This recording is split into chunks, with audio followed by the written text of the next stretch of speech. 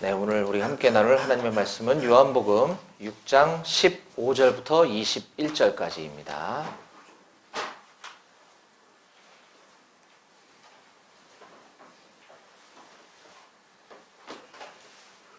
네, 찾으셨으면 우리 힘차게 우리 지난주에 훈련도 받았으니까 우리 전투력이 상승됐을 줄 믿고 힘차게 우리 큰 목소리로 함께 읽도록 하겠습니다. 다 같이 시작! 그러므로 예수께서 그들이 와서 자기를 억지로 붙들어 임금으로 삼으려는 줄 아시고 다시 혼자 산으로 떠나가시니라. 저물매 제자들이 바다에 내려가서 배를 타고 바다를 건너 가버나움으로 가는데 이미 어두웠고 예수는 아직 그들에게 오시지 아니하셨더라. 큰 바람이 불어 파도가 일어나더라. 제자들이 노를 저어 12여리쯤 가다가 예수께서 바다 위로 걸어 배에 가까이 오심을 보고 두려워하거늘 이르시되 내니 두려워하지 말라 하신대 이에 기뻐서 배로 영접하니 배는 곧 그들이 가려던 땅에 이르렀더라. 아멘. 오늘 말씀을 위해서 제가 기도하겠습니다. 좋으신 하나님 아버지 은혜와 사랑을 감사합니다. 지난 한 주간 동안도 추운 날씨 가운데 혹한기 훈련을 무사히 마칠 수 있도록 보호하여 주시고 인도하여 주시니 감사합니다. 오늘 지치고 피곤한 몸 가운데서도 이렇게 예배를 사모하고 주님을 사모하는 마음으로 이곳에 예배드리러 모인 우리 한마음교회 모든 용사들을 주님 축복해 주시고 이 시간 선포되어지는 주님의 말씀이 우리 각 사람의 심령 가운데 울림이 되는 말씀이 될 수 있도록 성령 하나님 친히 말씀하여 주시옵소서. 전하는 자의 모습은 십자가 뒤에 가려주시고 오직 이 시간에 성령님의 능력만 주님의 권능만 선포되어질 수 있도록 허락해 주시옵소서. 모든 예배의 순서를 주님께 맡겨드리며 감사드리고 예수님의 이름으로 기도했습니다. 아멘. 아멘. 예, 지난주에 훈련하느라고 많이 고생했죠? 아픈 사람 없어요? 아픈 사람? 괜찮아요. 아파서 오늘 못 나온 사람도 있나? 외출 외박을 오늘 많이 나갔나? 아, 그렇구나. 예. 그래요. 하여튼 너무 고생 많으셨고, 예. 우리 또 지휘소 가셔서 과장님도 못 뵈고 못 본 분들도 더러 있는데 아무튼 이렇게 오랜만에 많이 만날 수 있어서 너무 좋고 또 우리 옆에 5군단 예하 42 관리대대에도 제가 그날 같은 날 행군하는 데 갔었어요. 그래가지고 또 우리 42 관리대대에서 또 두 우리 용사들 오늘 예배 드리러 나올 수 있어서 너무 감사합니다. 네. 우리는 오늘 지금 계속 요한복음을 1장 1절부터 쭉 순서대로 지금 강해해 오고 있는데 오늘 요한복음 강해 19번째 시간입니다. 오늘 말씀의 제목은 한번 눌러주실래요? 네, 오늘 말씀의 제목은 인생의 두려움을 극복하는 방법입니다. 우리 오늘 말씀 제목을 함께 읽어보도록 하겠습니다. 시작! 인생의 두려움을 극복하는 방법. 예. 우리가 쭉 연속적으로 지금 설교가 진행되다 보니까 이제 사정이 있어서 빠지면 이게 흐름을 놓칠 수가 있어요. 그래서 지난 시간에 말씀을 못 들으신 분도 계시고 또 들었는데 기억이 안 나는 분들도 있어서 제가 잠깐 지난주 말씀을 복습을 해드리면 지난주일날 우리는 요한복음 6장 1절부터 15절까지 말씀을 가지고 오병이어 기적의 참된 의미에 대해서 함께 말씀을 좀 나눠봤습니다. 요한복음 6장 1절부터 15절은 우리가 익숙한 말씀이에요. 예수님께서 그 많은 군중들이 모여있는데 먹을 게 없어가지고 그 한 아이가 갖고 있었던 보리떡 5개와 물고기 2마리로 5,000명을 먹이고도 12바구니가 남았다 하는 말씀인데 이때 예수님의 제자가 이제 2명의 제자가 등장을 하게 됩니다. 6장 5절 말씀을 한번 같이 읽어볼까요? 다 같이 5절 시작!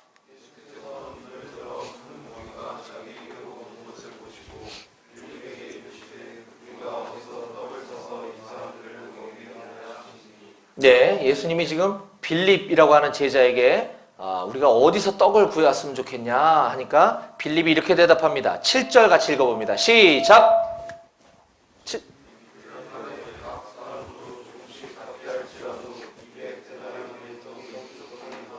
네.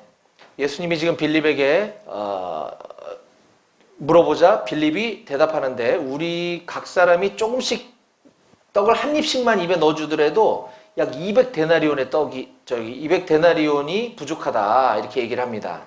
여기서 그때 200데나리온이란 오늘날 화폐 가치로 환산하면 근로자 한 사람의 약 200일치 정도, 그러니까 1데나리온이 하루치 품삯이라 그랬어요. 그러니까 200일치 품삯이라고 한다면 휴일 빼고 토요일 일을 빼고 못 빼고 하면은 뭐 약 한 10개월 정도, 그러니까 어림잡아 뭐 거의 한 사람의 1년치 연봉 정도 되는 돈이 필요하다. 한 입씩만, 빵 한 입씩만 베어 물게 해도. 자, 그런데 예수님의 질문의 의도는 그게 아니었던 거죠.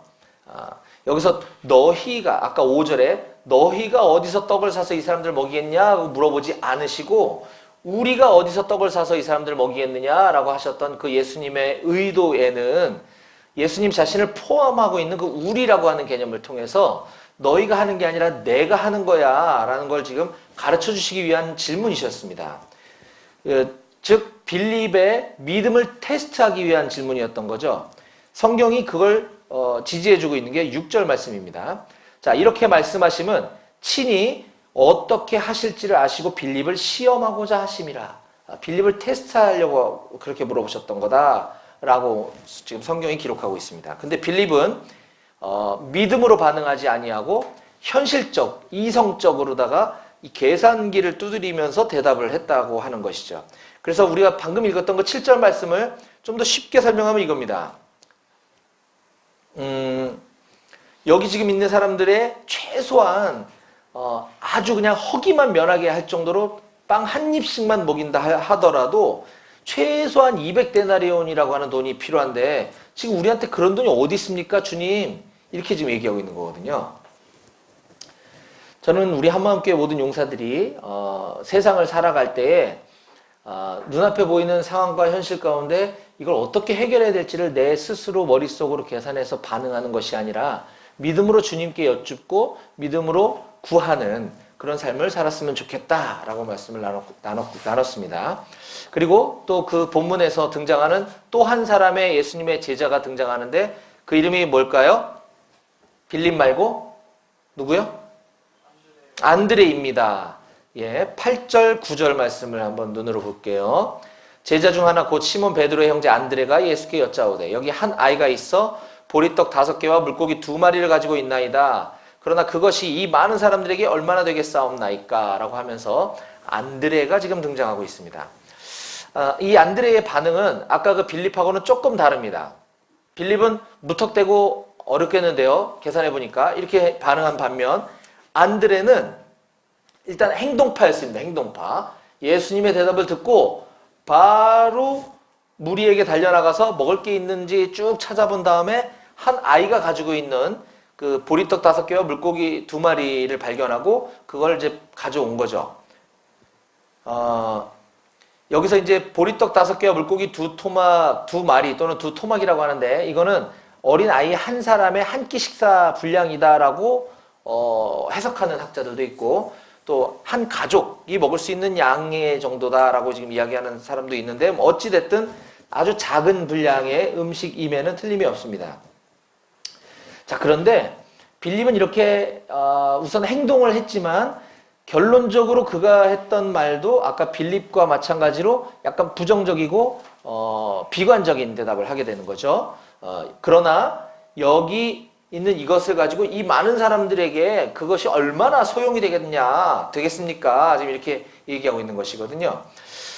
우리도 이제 주님의 일을 하다 보면 어떤 미션이 떨어졌을 때 어떤 주님의 사역을 감당해야 할 때 막 열심히 하는 사람들이 있습니다. 내 의지와 내 노력으로 뭔가를 막 열심히 하는데 그러다 결국은 지쳐서 번아웃 되게 되는 경우를 우리는 주변에서 흔히 보게 됩니다.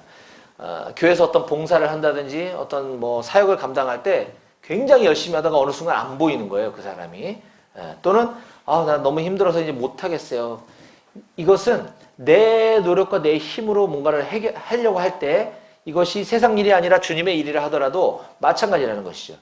역시 주님의 힘과 주님께서 주시는 능력으로 감당을 해야 되는데 지금 안드레는 그러한 우리의 모습을 대표하고 있는 사람이다라고 저는 보여집니다.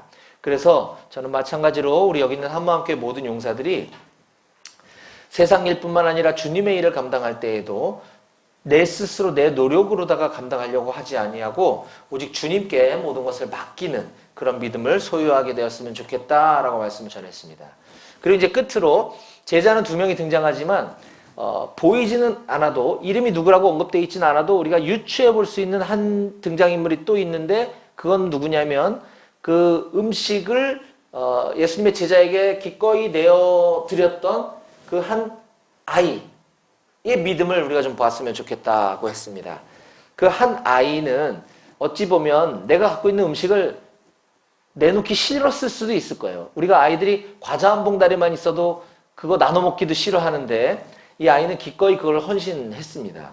우리가 이걸 보면서 누가복음 21장에 나오는 한 과부가 드렸던 그 헌금에 제가 그 예를 들어드렸어요. 누가복음 21장에 보면 부자가 헌금함에 많은 돈을 넣는 것보다 가난한 과부가 동전 2렙돈, 2개를 넣는 것은 그가 가지고 있는 전 재산을 넣은 것이기 때문에 그것이 훨씬 더 크다라고 예수님께서 말씀해 주시는 것을 보았습니다. 그래서 저는 이제 우리 용사들에게 제가 도전하고 권면하기를 우리도 비록 적은 월급을 가지고 이 폐쇄적인 군대에서 생활을 하고 있지만 또 이 현금 인출기나 CD기도 없는 곳에서 우리가 생활하고 있지만 이 주님께 헌금을 드리는 것은 나의 믿음을 표현하는 굉장히 중요한 예배의 일부분이다. 따라서 우리가 힘들더라도 우리가 이런 헌금 생활을 하는 것이 우리의 믿음을 자라게 하는데 굉장히 필요하다라고 제가 도전하고 권면을 했었습니다. 자, 여기까지가 이제 지난 시간에 우리 말씀을 좀 한번 복습해 본 거고요. 오늘은 예수님께서 그 행하셨던 요한복음에 기록되어 있는 7가지 표적 중에 5번째 표적에 해당하는 물 위를 걸어오시는 사건을 우리가 살펴보면서 그 사건을 통해서 예수님 우리에게 무엇을 가르쳐주고 싶으셨나 이걸 한번 좀 살펴보는 시간을 갖도록 하겠습니다. 자, 먼저 오늘 본문 말씀의 배경을 보면 15절에 오늘 우리가 읽었던 본문 처음 시작은 이렇게 됩니다. 15절 말씀을 함께 읽어보겠습니다. 시작!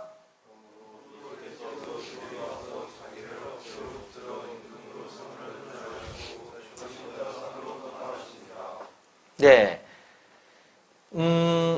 지난 시간에 제가 지금 복습해드렸던 예수님이 그 오병이어의 기적을 베푸시는 장면을 보고 사람들은 깜짝 놀랐겠죠? 예. 요만한 보리떡 5개와 물고기가 나눠줘도 계속 나오는 거예요. 그리고 그 5,000명, 성경에는 5,000명이라고 기록되어 있지만 당시에 인원을 헤아릴 때는 성인 남자들 수만 헤아렸어요. 그러니까 여자들과 어린아이들은 인원수에 포함이 안 되거든요. 그러면 실제로는 약 15,000명에서 20,000명가량을 먹였다는 얘기인데 그렇게 먹이고도 12바구니가 남았다는 그 기적을 보고 사람들은 와, 이 사람이야말로 우리의 왕을 삼아야 되겠다라고 해서 예수님을 통치자, 세상 임금, 왕으로 세우려고 했다라는 것이죠. 그러자 예수님께서는 도망치듯이 혼자 산으로 떠나가셨다. 이렇게 지금 15절에 기록하고 있습니다. 자, 그럼 여기서 질문. 예수님은 왜 혼자 산으로 가셨을까요? 예수님 혼자 산으로 가신 이유. 질문한 겁니다, 제가 지금. 주민이. 왜 가셨을까요? 산으로. 뭐 하러 가셨을까요? 낮잠 자러? 제자들, 나 피곤해 죽겠는데 제자들 다 저기 보내놓고 혼자 산에 짱 박혀서 죽으시러 가셨을까요? 아니죠. 아니에요. 자, 그러면 제자들은 어디로 간 거예요, 지금? 갑자기? 왜 혼자 산으로 가셨어요, 제자들? 자, 여러분들이 좀 어려워하시는 것 같은데 오늘 이 예수님 물 위로 걸어온 기적 얘기는 들어본 적 있어요? 있죠? 예수님이 물 위를 걸어오셨다는 얘기는 들어본 적 있죠? 네. 오늘 그건데 이 사건이 기록되어 있는 성경이 오늘 이 요한복음뿐만 아니라 마태복음과 마가복음에도 기록되어 있거든요. 근데 이제 강조점이 조금 다르기 때문에 약간 표현이 빠진 게 있고 이쪽에 있는 게 있고 막 그래서 그래요. 자, 여기서는 지금 요한복음 6장 15절, 6장에서는 나타나 있지 않지만, 병행 구절이라고 하는데, 마가복음 6장 45절, 46절을 보면 우리가 그걸 분명히 알 수 있습니다. 제가 읽어볼게요. 예수께서 즉시 제자들을 재촉하사 자기가 무리를 보내는 동안에 배 타고 앞서 건너편 벳세다로 가게 하시고 무리를 작별하신 후에 기도하러 산으로 가시니라. 예수님은 산에 왜 가셨다고요? 기도하러 가신 거죠. 제자들은 어디로 갔다고요? 배 태워서 건너편으로 보내셨다 그랬죠. 지금 무리들이 예수님을 막 붙잡아서 왕을 지금 세우려고 하니까 예수님은 지금 이 대한민국을 통치하는 대통령이 되려고 이 땅에 오신 게 아니거든요. 그쵸? 자, 그래서 무리들이 막 잡으려고 오니까 아유 안 되겠다 싶어서 제자들을 빨리 재촉해서 배 태워서 여기서는 이제 바다라고 표현됐지만 이 갈릴리 호수를 말하는 거예요. 이 갈릴리 호수를 건너서 건너편으로 가라고 하시고 예수님은 혼자 산으로 도망가시듯이 기도하러 올라가셨다라고 하는 것입니다. 자, 이 배경을 지금 살펴본 거, 자, 이것이 우리에게 주는 이제 의미를 제가 세 가지 정도로 여러분들에게 요약해서 전해드릴 텐데요. 자, 첫 번째 메시지는 한번 따라해 봅니다. 첫째, 인생의 풍파는 항상 우리 곁에 있기 마련입니다. 예, 요한복음 6장 17절, 18절 말씀을 함께 한 목소리로 읽어보도록 하겠습니다. 아까보다 더 힘차게, 우리 훈련 혹한기 훈련 받기 전보다 혹한기 훈련 받은 이후가 더 씩씩해져야죠. 그죠? 17절, 18절 큰 목소리로 시작!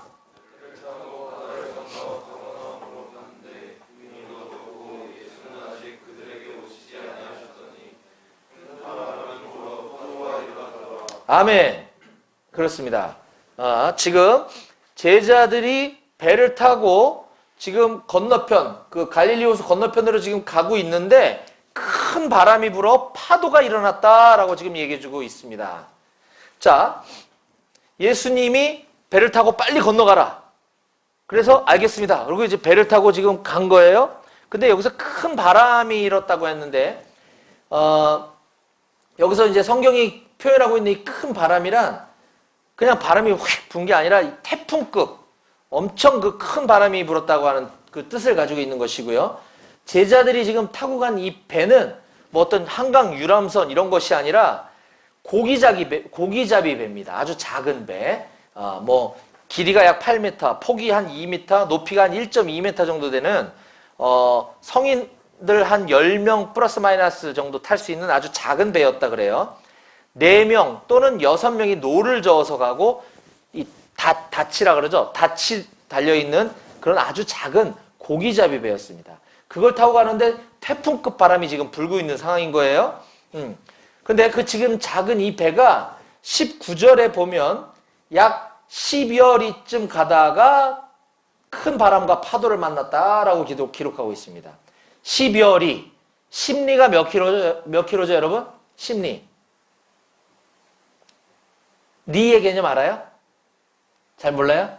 네. 심리도 못 가서 발병 난다 이런 거 들어봤어요? 심리는 4km를 말해요. 4km. 약 4km 정도. 그러니까 10여 리를 갔다 했으니까 뭐 한 5km 정도 갔다고 보고 그 큰 호수에 한 5km 정도를 간 거예요. 여러분들도 이번에 훈련 때 행군했나? 행군했죠? 우리가 분장을 메고 1시간 정도 걸어갈 수 있는 거리가 4km거든요. 4km. 우리 평균 그 보행 속도로 1시간 동안 행군해서 걸어가는 거리가 약 4km인 거예요. 그러니까 지금 약 5km 정도 갔다고 하니까 이제 머릿속으로 그림을 그려보는 거죠. 우리 1시간 정도 걸어갔을 때 출발선상에서 한 4, 5km 정도 갔으면 거기서 여기가 꽤 먼 거리라는 걸 알 수 있죠. 그렇죠? 지금 그 정도를 노를 저어서 간 거예요. 자, 그런데 태풍을 만났다 그랬어요. 자, 이 천지 만물을 주관하시는 하나님이 왜 하필 이때 제자들을 그 호수 한가운데서 그것도 지금 밤 늦은 시간에 깜깜한 새벽에 왜 태풍을 만나게 하셨을까? 이게 지금 좀 우리에게는 질문인 거예요. 예수님이 그것도 가라 그래서 간 거잖아요. 제자들이 도망간 것도 아니고. 그렇죠? 예. 지금 이 상황을 보게 되면 우리가 예수님에게 순종했는데, 예수님의 명령에 순종했는데 태풍을 만났다? 아, 좀 답답한 상황인 겁니다. 자, 우리가 여기서 발견해야 될 사실은 가끔 우리는 이런 말씀을 종종 듣게 되는 경우를 보게 돼요. 예수를 믿으면 만사형통합니다. 예수 믿으면 모든 게 잘 풀릴 거야. 저도 한때 그냥 안 믿는 사람 예수 믿게 하려고 별 생각 없이 그냥 그런 말을 툭툭 아무렇지도 않게 던졌던 적이 있어요. 예수 믿으면 다 잘 돼. 나 봐봐, 나 다 잘 되잖아. 근데 성경은 꼭 그런 것만은 아니다. 그건 틀린 말이다라고 하는 것을 지금 우리에게 가르쳐주고 있는 겁니다. 예수님을 믿고 나서도, 예수님을 따르고 난 이후에도 인생을 살다 보면 일이 잘 안 풀리고 꼬이는 경우가 있을 수 있다. 고난과 역경이 찾아올 수 있다. 구약 성경에도 보면 하나님께서 약속의 땅, 가나안 땅에 들어보내, 젖과 꿀이 흐르는 땅, 그 엄청 부유하고 기름진 그 땅에 이스라엘 백성들을 약속의 땅으로 보내셨는데 그 땅에도 여전히 기근은 있었다라고 하는 것이죠. 지금 오늘 이것도 마찬가지죠. 또 구약 시대의 위대한 인물이었던 다윗 알죠? 다윗 여러분? 네. 다윗은 목동이었었어요. 목동. 양을 치는 목동으로 살 때는 너무너무 행복했어. 막 양 치면서 막 피리 불고 하나님을 막 찬양하고, 비록 내가 가진 건 없고 명예도 없고 사람도 안 알아주는 평범한 시골뜨기 목동이었지만 그의 삶은 평안했어요. 근데 어느 날 사무엘이라고 하는 선지자, 그 나라에서 굉장히 유명한 선지자예요. 우리나라 치면 굉장히 유명한 대형교회 목사님이라고 할까? 그분이 찾아와가지고 장차 너는 이 나라의 왕이 될 거야 하면서 기름을 부어줍니다. 다윗에게. 그러고 나서 이제 막 골리앗도 때려눕히고 뭐 하면서 이제 막 일약 스타로 부각을 하게 되죠. 그러다 보니까 현재 그 나라를 다스리고 있던 사울 왕에게 처음에는 굉장히 신임을 얻게 됩니다. 근데 어느 순간 이 사울 왕이 다윗을 이제 시기하게 되면서 그를 죽이려고 막 쫓아다니게 돼요. 즉, 다윗이 평범하게 살 때는 별 문제 없이 살다가 선지자가 와서 기름 붓자, 왕이 될 거라고 기름 붓고 나자 그의 인생이 꼬이게 되는 거죠. 우리식으로 표현한다면 예수님 믿고 나부터 지금 뭔가 일이 잘 안 되고 있는 거라는 것이에요. 이러한 인물의 이해는 성경에 너무너무 많습니다. 신약으로 넘어오면 뭐 사도 바울도 마찬가지예요. 사도 바울은 굉장히 잘 나갔던 사람이었거든요. 근데 그가 다메섹 도상에서 예수님을 만난 이후로부터 그의 삶은 예수님에게 확 붙잡혀지게 되자 복음을 전하는 사람으로 바뀌게 되었고, 복음을 전하다가 막 돌에 맞기도 하고 막 여러 가지 시련들을 겪게 됩니다. 뭐 스데반 집사님도 마찬가지죠. 예수님 믿고 나서 돌 맞아 죽기도 하고, 뭐 예수님의 그 비근한 예로 가까이 따라다녔던 그 12명의 제자들의 삶도 그렇게 평탄한 삶을 살지는 않았어요. 자, 그런데 우리가 예수 믿으면 그런 삶이 우리에게 찾아올 수 있다라는 그것만 보면 너무 참담합니다. 그렇다고 한다면 우리 예수님 믿고 싶겠어요, 어디? 그쵸? 예수님께서 이런 제자들에게 또는 예수님을 믿기로 결정한 저와 여러분들에게 그런 인생의 풍랑, 고난, 이런 것을 허락하신다라고 하는 그것에 대한 이유는 우리에게 어떤 고통을 주고 우리를 어떤 재앙으로 몰아넣기 위한 것이 아니라 우리에게 이루 헤아릴 수 없는 더 큰 축복을 주기 위함이다라고 하는 사실입니다. 왜냐하면 자, 오늘 이 본문을 통해서 우리에게 주는 두 번째 메시지입니다. 함께 따라해 보겠습니다. 둘째, 예수님께서는 늘 우리를 바라보시며 지켜주고 계시기 때문입니다. 19절 말씀을 함께 읽어보겠습니다. 19절 시작!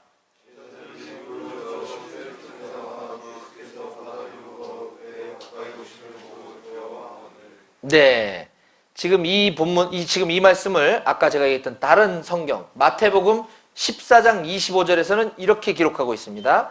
밤 사경에 예수께서 바다 위로 걸어서 제자들에게 오시니.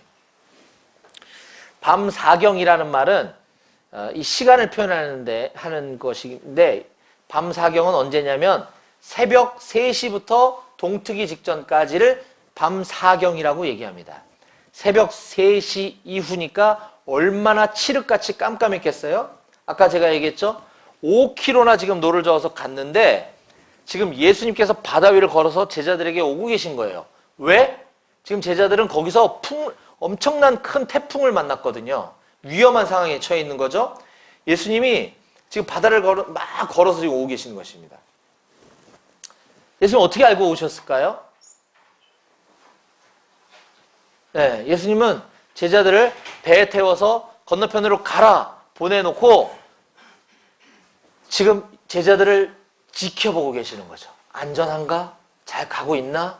봤더니 지금 위험한 상황인 거예요. 저는 이 본문을 보면서 우와, 예수님이 얼마나 지금 마음이 급했으면 막 바다 위, 호수 위를 걸어서 오실까? 저는 그런 생각을 해봤어요. 물론 이제 예수님은 천지 만물을 주관하시는 분이기 때문에 바람아 멈춰라 하면 멈출 수 있게끔 하실 수 있는 분이지만 지금 예수님은 이 제자들을 구하기 위해서 맨발로 물 위를 막 달려가고 계신 거거든요. 예수님의 마음, 제자들을 지켜보고 계시는 그 예수님의 마음. 아까 제가 얘기했죠? 우리가 예수를 믿고 난 이후에도 우리 삶 가운데 풍파는 올 수 있다. 우리 삶 가운데 고난과 역경은 올 수 있다. 하지만 예수님은 우리를 늘 지켜보고 계시고 우리를 지켜주고 계시는 분이시다라고 하는 것입니다. 네. 마이크가 꺼졌지만 그냥 할게요. 아니면 그 무선 마이크 좀 놔줄래요? 갑자기 왜 안 나오는지 모르겠네.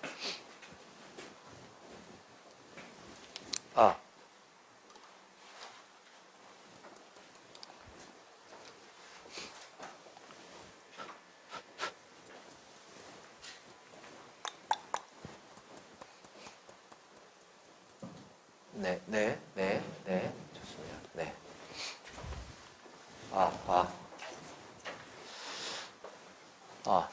네. 이 마이크가 갑자기 오늘 왜 안 되지? 네, 좋습니다. 이처럼 예수님은 제자들을 혼자 내버려 두지 아니하시고 제자들을 위해서 무리를 걸어가실 정도로 우리를 지키시고 보호하시는 예수님. 이게 찬양 때문에 에코가 들어가 있어요, 지금.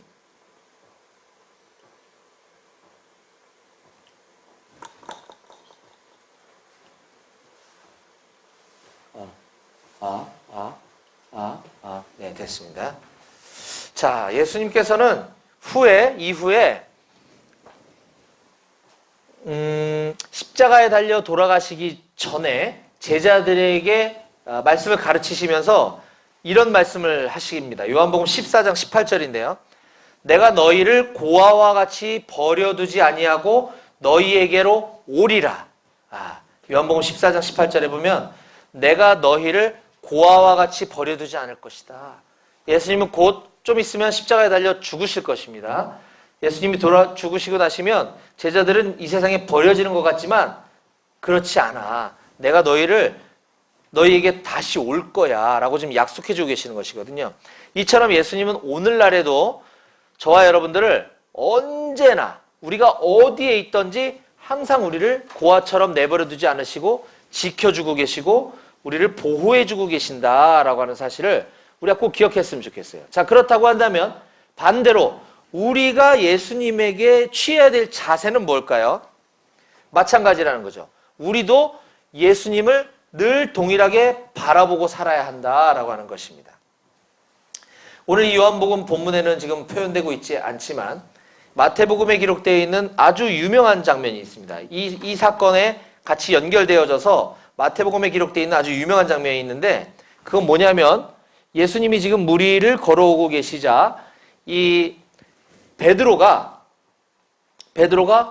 정말 예수님이십니까? 예수님이 맞으시다면 저도 무리를 걷게 해주세요. 이렇게 요구하니까 예수님이 그래 오너라 하니까 베드로가 몇 발자국 막 걸어가는 거예요. 그러니까 예수님은 하나님의 아들이시니까 그렇다 치고 인류 최초로 인간이 무리를 걸었던 사람이 베드로입니다. 근데 몇 발자국 못 가서 다시 풍랑을 바라보자 물에 빠지게 되는 일이 마태복음에 기록되어 있습니다. 한번 이건 찾아봤으면 좋겠어요. 마태복음 14장 26절부터 32절 한번 찾아봅니다. 마태복음 14장 26절.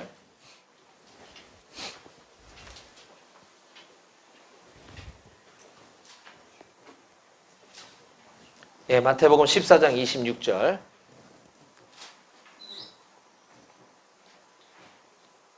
예, 26절부터 32절까지 말씀 함께 저와 여러분들 한 절씩 읽어보겠습니다. 저부터 읽을게요. 제자들이 그가 바다 위로 걸어오심을 보고 놀라 유령이라 하며 무서워하여 소리 지르거늘 베드로가 대답하여 이르되 주여 만일 주님이시거든 나를 명하사 물 위로 오라 하소서 하니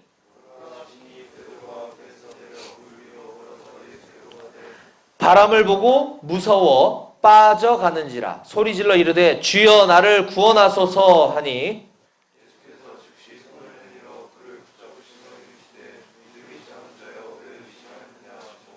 배 함께 오름에 바람이 그치는지라. 아멘. 예, 예수님은 늘 우리를 바라보시고 우리를 구원하시기 위해 찾아오고 계시는데 전혀 예상치 못한 상황에 제자들은 지금 당황했습니다. 예수님을 보고도 물론 이제 어두웠기 때문에 그럴 수도 있고 사람이 물 위를 걸어오는 거는 본 적이 없기 때문에 처음에는 유령인 줄 알았어요. 그런데 그분이 예수님이다라는 사실을 알고 베드로가 예수님께 요청하는 거죠. 그랬더니 오라, 예수님이 오라 하니까 베드로가 배에서 내려 물 위로 걸어가게 됩니다. 그랬더니 베드로가 바람을 보고, 그러니까 예수님을 계속 보고 갔으면 되는데 성공했을 텐데 바람을 보니까 갑자기 또 무서워졌어요. 그랬더니 물에 빠졌다. 예수님은 그런 베드로를 가리켜 믿음이 작은 자여 왜 의심하였느냐라고 지금 말씀하고 계십니다. 자, 이처럼 우리 삶도 마찬가지로 우리의 시선이 늘 예수님께로 향해 있을 때는 우리의 믿음이 작동하게 됩니다. 베드로가 믿음으로 예수님을 바라봤을 때 그에게 믿음이 작동이 된 거예요. 그래서 물 위를 걸어가게 됐던 것이죠. 그런데 다시 우리의 시선이 문제를 바라보게 되니까 그 믿음이 없어지게 되는 것입니다. 믿음이 작동하지 않게 되는 것입니다. 예수님이 지금 믿음이 작은 자여 왜 의심하느냐고 지금 얘기하고 계신 것이죠. 자, 그러면 우리의 시선이 주님을 향한다고 할 때 주님이 보여야 지금 우리가 주님을 바라보죠. 우리의 시선이 주님을 바라본다는 건 무엇을 의미하느냐? 그 구체적인 방법은 바로 성경 말씀을 우리가 늘 가까이 대하고 읽는 것. 우리가 기도할 때 그냥 막연하게 그냥 추상적으로 기도하는 것이 아니라 예수님을 깊이 생각하면서 기도하는 것. 이것이 바로 주님을 바라보는 삶이다라고 하는 사실 여러분들 꼭 명심하셨으면 좋겠습니다. 오늘날 주님이 우리 눈앞에 보이지 않는 이 세상을 살아가는 가운데 우리의 시선이 주님을 향하는 방법은 성경 말씀을 가까이 대하고 읽는 것과 주님을 깊이 묵상하면서 기도하는 것이다라고 하는 것입니다. 자, 마지막 세 번째 교훈은 함께 따라해 보겠습니다. 예수님을 영접하는 즉시 구원에 이르게 됩니다. 다시 우리 요한복음 본문으로 한번 가보겠습니다. 요한복음 6장 21절. 예, 오늘 우리 본문 말씀이 우리에게 가르쳐주는 마지막 세 번째 교훈입니다. 요한복음 6장 21절을 함께 읽어보도록 하겠습니다. 시작! 이에 기뻐서 배로 영접하니 배는 곧 그들이 가려던 땅에 이르렀더라. 아멘. 네, 지금 이 말씀은 제자들이 지금 물 위를 걸어오고 계시는 분이 예수님이심을 알게 되자, 이제 깨닫게 되자 기뻤다고 하는 거예요. 그래서 예수님을 배에 오르시도록 하니까 바로 바람이 그치고 배는 그들이 가려고 했던 목적지에 안전하게 도착했다라고 하는 내용인데, 이 표현 자체가 다른 마태복음과 마가복음하고는 좀 달라요. 마태복음과 마가복음에는 없는 단어가 지금 여기에 두 가지 강조되고 있는 단어가 있는데, 하나는 영접하는 이라고 하는 영접이라는 단어와 또 하나는 곧이라고 하는 단어입니다. 곧. 예. 요한복음 6장 21절에 영접하니 곧, 이 단어는 마태복음과 마가복음에는 표현되고 있지 않은 단어예요. 그렇다고 한다면 지금 이 요한복음의 저자인 사도 요한은 이 단어를 여기서 씀으로 인해서 뭔가를 강조하고 싶었다라고 하는 것이죠. 마태와 마가복음에서는 예수님이 배에 오르셨다 이렇게 기록하고 있습니다. 근데 여기서는 배로 영접했다라고 하는 단어를 쓰고 있죠. 네. 오르셨다와 영접한다. 뉘앙스는 알겠지만 많이 달라요. 이 영접하니라고 하는 이 단어는 헬라어 단어에 보면 이 람바노라고 하는 단어인데 이 단어는 우리가 많이 보았던 것처럼 요한복음에서 여러 번 강조되어지고 있는 것처럼 우리가 예수님을 구주로 영접했다라고 하는 그 단어를 지금 여기서 쓰고 있어요. 자, 요한복음 1장 12절입니다. 영접하는 자, 곧 그 이름을 믿는 자들에게는 하나님의 자녀가 되는 권세를 주셨으니. 영접하는 자, 예수님을 나의 구주로 영접하는 자, 그 자에게는 하나님의 자녀가 되는 권세를 주셨다라고 했을 때 그 영접이라는 단어를 지금 배에 예수님을 영접했다라고 하고 있거든요. 그러면 이것은 눈에 보이는 그냥 예수님 배에 타신 사건이지만 이 요한복음의 저자는 거기에 어떤 의도를 지금 표현하고 있다라고 하는 것이에요. 자, 예수님을 영접하니 즉시 곧 그들이 가려던 땅에 이르렀더라. 다른 마태복음과 마가복음에는 예수님이 배에 오르시자 바람이 멈추었다 이렇게 기록하고 있는데 요한복음은 예수님을 배로 영접하니 배가 곧 즉시 그들이 가려던 땅에 이르렀다. 즉 배가 갑자기 슝 하고 도착했다. 지금 이걸 얘기하고 있는 거거든요. 이것도 뭔가 의도가 있다는 거죠. 곧, 즉시. 이 두 단어를 통해서 우리가 이 6장 21절 말씀을 통해서 우리가 깨달을 수 있는 사실은 우리의 구원의 문제를 지금 이 요한복음의 저자가 우리에게 가르쳐주고 있다고 하는 것입니다. 우리가 예수님을 영접할 때 우리가 예수님을 영접하는 그 순간 즉시 우리의 모든 문제는 해결을 받고 우리의 구원이 이루어진다라고 하는 것을 6장 21절에 우리에게 가르쳐주고 있는 것이에요. 대단히 중요합니다. 오늘 이 예수님이 무리를 걸어서 오신 그 사건은 놀랍네. 하나님의 아들이니까 이런 기적도 하시네. 이 정도가 아니라 우리에게 주시고자 하는 그 메시지가 뭐냐면 바로 그것이다라고 하는 것입니다. 오늘 말씀의 핵심은 바로 이 예수님이 누구신가라는 것을 우리에게 가르쳐주고 계시고 그 예수님을 영접하는 그 순간 우리는 영원한 천국에 도착하게 된다라고 하는 것을 지금 가르쳐주고 있다는 것입니다. 예수님이 누구신가에 대해서 방금 읽었던 21절 앞에 20절에 이렇게 예수님이 직접 우리에게 가르쳐주고 계십니다. 이르시되 내니 두려워하지 말라 하신대. 예수님은 지금 자기 자신을 가리켜 내니 좀 어려운데 내니라고 하는 표현을 쓰고 계세요. 예수님은 지금 내니 지금 자기 자신을 내니라고 얘기해주고 계신데 이 좀 단어가 너무 짧아서 그렇지만 이거 역시 헬라어 단어는 에고에이미라고 하는 단어예요. 에고에이미 즉 나는 나다라고 하는 단어인데 예수님이 지금 자기 자신을 가리켜 나는 나야. 이게 뭐야 도대체. 나는 어떠한 사람이야 이렇게 얘기하셔야지 나는 나다 지금 이렇게 얘기하고 계신데 이 표현은 요한복음에 굉장히 여러 번 반복되고 있어요. 그냥 들어보세요 여러분. 요한복음 8장 24절 그러므로 내가 너희에게 말하기를 너희가 너희 죄 가운데서 죽으리라 하였노라. 너희가 만일 내가 그인 줄 믿지 아니하면 너희 죄 가운데서 죽으리라. 여기서 내가 그인 줄 이게 에고에임이에요. 8장 28절 이에 예수께서 이르시되 너희가 인자를 든 후에 내가 그인 줄 알고 또 내가 스스로 아무것도 하지 아니하고 오직 아버지께서 가르치신 대로 이런 것을 말하는 줄도 알리라 라고 하셨을 때 내가 그인 줄 알고 내가 그인 줄 이게 에고에임이에요. 요한복음 13장 19절 지금부터 일이 일어나기 전에 미리 너희에게 일러둠은 일이 일어날 때에 내가 그인 줄 너희가 믿게 하려 함이로라. 내가 그인 줄 에고에이미. 예수님은 계속 내가 그다, 내가 그거야, 내가 그야, 나는 나야. 지금 계속 에고에이미를 강조하고 계신 것은 이 이스라엘 사람들로 하여금 어떤 사건을 하나 기억나게 하시는 거예요. 우리는 지금 낯설지만 이 이스라엘 사람들은 그 말이 무엇인지를 알았어요. 왜? 구약 성경을 너무나 잘 알고 있는 이스라엘 사람들은 예수님이 계속 에고에이미, 나는 나야, 에고에이미야, 에고에이미야라고 할 때마다 모세오경에 기록되어 있는 출애굽 사건을 기억할 수밖에 없었어요. 왜냐하면 너무 잘 알고 있는 말씀이니까. 자, 하나님께서 애굽의 노예로 끌려간 이스라엘 백성들을 구원해 내시려고 할 때 지도자로 모세를 부르십니다. 모세를 부를 때 제가 감히 어떻게 그런 일을 할 수 있겠습니까? 전 못해요. 라고 하니까 아니야. 내가 너와 함께 있어. 너 할 수 있어. 그때 모세가 쫄아가지고 내가 이스라엘 백성들한테 자 가자 그러면 이스라엘 사람들이 너 뭐냐? 누가 널 보냈는데 이렇게 얘기하면 제가 뭐라고 얘기합니까? 라고 할 때 하나님께서 모세에게 이렇게 말씀하십니다. 출애굽기 3장 14절 말씀인데요. 하나님이 모세에게 이르시되 나는 스스로 있는 자니라.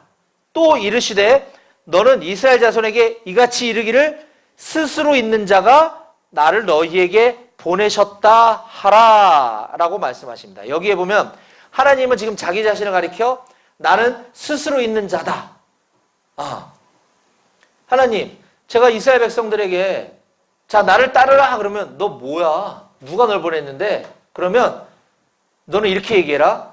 너를 보낸 사람은 스스로 있는 자야. 스스로 있는 자가 너를 보냈어. 이렇게 얘기하면 돼 라고 지금 얘기하시면서 하나님 자신을 스스로 계시해주고 계시는 것이에요. 에고 에이미, 스스로 있는 자. 즉 하나님, 에고 에이미는 하나님이 직접 자기 자신을 표현한 말이다 라고 하는 것이. 우리가 여호와 하나님, 야훼 하나님이라고 할 때 그 여호와라고 하는 단어는 이스라엘 사람들이 하나님을 너무 거룩하신 하나님이라 이름을 함부로 부를 수가 없어서 그냥 붙인 말이거든요. 근데 하나님이 직접 내가 누구냐면 나야 라고 얘기해 주신 게 바로 에고 에임이라고 하는 단어예요. 스스로 있는 자. 지금 예수님이 그 단어를 쓰고 계신다라고 하는 것은 모세오경에 기록되어 있는 하나님이 직접 나타나셔서 자기 자신이 누구라고 가르쳐 주신 그분이 바로 이 예수님이시구나. 이걸 지금 떠올리기 위해서 지금 자기 자신을 계시해 주고 계신 것이에요. 지금 이 깜깜한 어둠 속에서 이 풍랑이라고 하는 이 고난과 역경 가운데 힘들게 살아남기 위해서 사투를 벌이고 있는 제자들에게 찾아오셔서 예수님은 내가 출애굽기에서 이야기했던 그 에고 에이미가 바로 나야 라고 지금 밝혀주고 계시는 것입니다. 그런 주님을 지금 6장 21절에 제자들은 대영접했다 그랬어요. 그런 주님을 메시아로 구주로 영접하는 그 순간 곧 즉시 우리의 구원이 이루어진다. 우리의 모든 두려움, 우리의 삶의 모든 풍파는 다 해결받게 된다라고 하는 것을 이 오늘 본문 말씀이 우리들에게 가르쳐주고 계신 것입니다. 그런 주님께서 지금 이 순간에도 저와 여러분들을 바라보고 계시고 지켜보고 계시고 우리가 안전한 곳에 있는지 우리에게 어떤 어려움은 없는지 늘 지켜보고 계신다고 하는 사실을 꼭 여러분들 명심하셨으면 좋겠습니다. 그런 주님께 우리의 모든 시선을 고정시키고 우리도 그런 예수님을 늘 바라보며 성경 말씀과 기도를 통해서 그런 예수님을 늘 바라보며 하루하루를 살아갈 때 우리의 모든 인생의 문제와 어려움과 고난과 역경들은 극복될 수 있다고 하는 사실을 꼭 믿으시기 바랍니다. 저는 우리 한마음교회 모든 교우들이 다 그런 삶을 살아가시게 되기를 주님의 이름으로 간절히 축원합니다. 아멘. 기도하시겠습니다.